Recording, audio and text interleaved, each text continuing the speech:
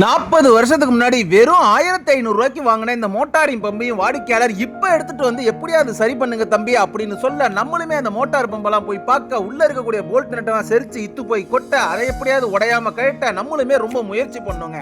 உள்ள இருக்கக்கூடிய பம்பு எல்லாமே இத்து போய் செரிச்சு போய் உள்ள இருக்கக்கூடிய எம்ப்ளர் எல்லாமே இத்து போன கண்டிஷன்ல இருந்துச்சு. ஆனாலுமே அதை உடையாம கட்டணும். காரணம் என்ன, புதுசா வாங்கும் போது அதுதான் ஆஷ் பீஸ்.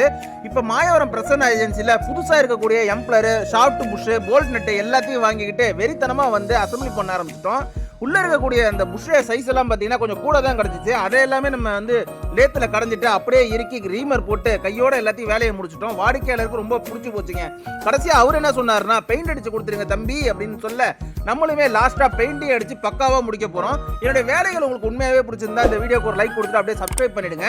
இந்த மாதிரி மோட்டார் பம்பு வச்சிருக்கக்கூடிய உங்க நண்பர்களுக்கு மறக்காம இந்த வீடியோவை ஷேர் பண்ணுங்க. அதே மாதிரி மோட்டாரையும் சர்வீஸ் பண்ணிட்டோம். வாடிக்கையாளர் ரொம்ப ஹாப்பி. நன்றி.